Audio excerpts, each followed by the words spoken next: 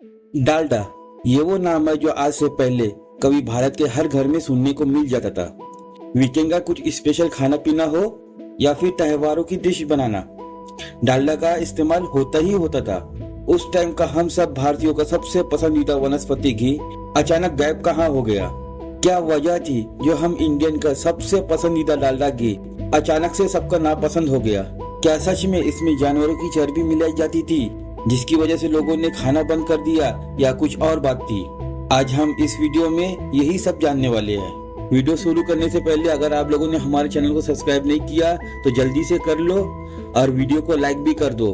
और क्या आपके घर में अभी भी ये डालडा घी इस्तेमाल होता है? कमेंट में जरूर बताना हमें। दोस्तों, आज से पहले किसी भी घर के पकवान, पूरी कचौरी की बात करें या मशहूर हलवाई की गर्मा गर्म मिठाई की, आज से कुछ साल पहले तक ज्यादातर चीजों को डालडा ही में बनाया जाता था। दोस्तों, आज से 54 साल पहले 1930 में कासिम दादा नाम के व्यक्ति ने नीदरलैंड की कंपनी से जब भारत के देसी घी के सस्ते अल्टरनेटिव के रूप में वनस्पति घी बेचा करती थी, क्योंकि ब्रिटिश राज में इंडियंस बहुत गरीब हो गए थे और देसी घी मिडिल और लोअर मिडिल क्लास घरों से पूरी तरह गायब हो गया था और ये सिर्फ नवाबों या शाही खानदानों की रसोइयों की शान हुआ करता था। ऐसे में देसी घी ने जो अमीरी और गरीबी के बीच में जो गैप क्रिएट कर दिया था, उसे भरने के लिए वनस्पति घी की जरूरत महसूस होने लगी।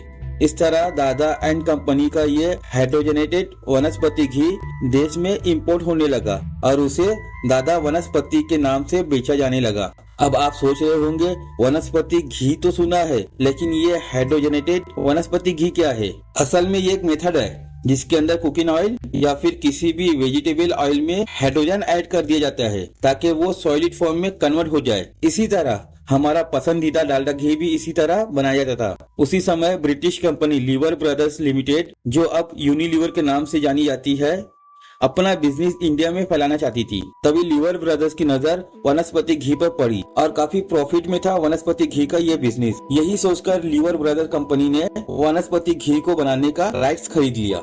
लेकिन डाडा एंड कंपनी की एक शर्त ये थी कि आगे भी ब्रांडिंग प्रोडक्ट के सेम नाम यानी के डाडा से ही होंगी। हालांकि लीवर ब्रदर्स भी अपने नाम को इस ब्रांड के साथ जोड़ना चाहते थे, इसलिए वो इस एग्रीमेंट से डिसएग्री कर जाते हैं और बाद में बीच का समाधान ये निकला कि डाडा नाम के बीच में लीवर ब्रदर्स का एल डाल दिया जाए और इस तरह ये डालडा नाम चेंज होकर डालडा बन गया।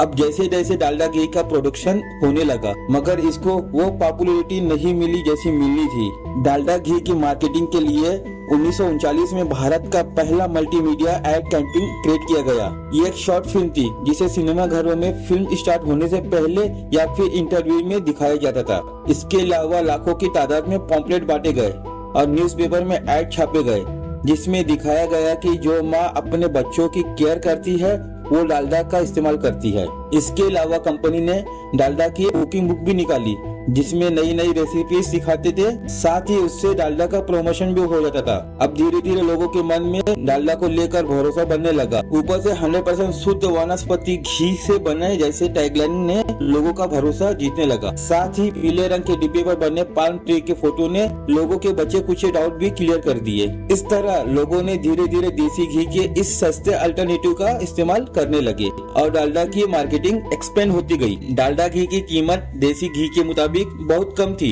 इसलिए गरीब और मिडिल क्लास वाले लोगों के लिए डालडा घी खरीदना आसान हो गया। इसके अलावा इसे कुछ इस तरह से एडवर्टाइज किया गया था जिससे लोगों को लगने लगा कि ये टेस्ट के साथ साथ सेहत के लिए भी बहुत फायदेमंद है और साथ ही साथ इंडिया के अलावा एशिया के दूसरे देशों में भी इसे पसंद किया गया। स्टार्ट के 40 सालों तक डालडा के सामने मार्केट में कोई भी ब्रांड नहीं था और 1980 तक ये कंपनी बाजार में अकेले ही कब्जा करके रही।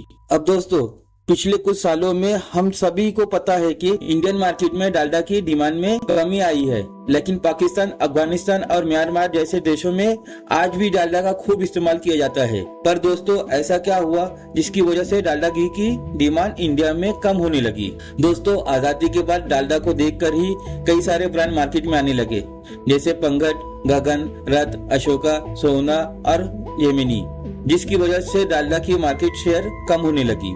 मगर आगे जाके 1990 के दशक में डालडा घी को बायकॉट करने की मांग बढ़ने लगी थी। मगर इस बार का रीजन था रिसर्च। जो कि ह्यूमन बॉडी पर होने वाले ट्रांस फैट के प्रभाव पे की गई थी।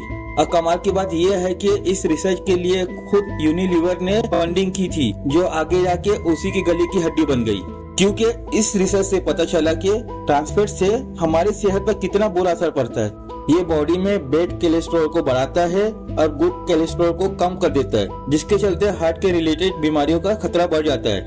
अब वैसे तो ये ट्रांस फैट कुछ नेचुरल फैट में भी पाई जाते हैं, बट बहुत ही कम क्वांटिटी में। मगर जैसा कि हमने स्टार्ट में ही डिस्कस किया था कि डालडा वनस्पति को बनाने के लिए हाइड्रोजनेशन टेक्निक का इस्तेमाल किया जाता था, इसलिए इसमें ट्रांस फैट बहुत ज्यादा पाए जाते थे।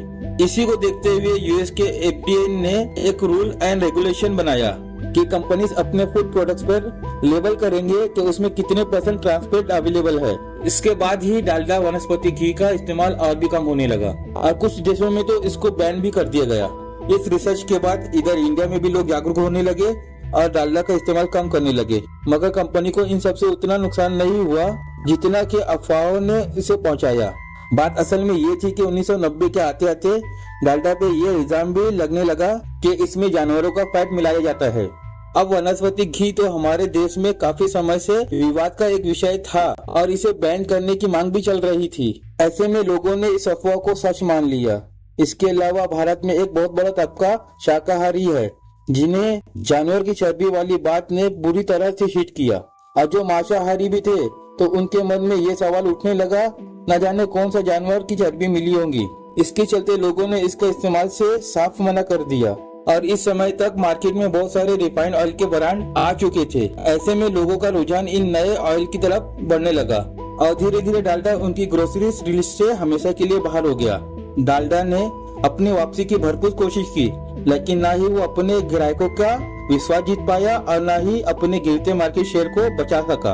आखिरकार ये सबसे परेशान होके हिंदुस्तान यूनिलीवर ने 2003 में इसे एक अमेरिकन फूड कंपनी को बेच दिया और ऑलमोस्ट पूरी तरह इंडिया से गायब हो गया। दोस्तों, अब डालडा की दोबारा इंडियन लोगों के दिल में फिर से वो वापसी कर पाएगा या नहीं, ये आप कमेंट में जरूर बताना। तो अब हम मिलते हैं आप लोगों से नए वीडियो में। जब तक का गुड बाय, थैंक यू।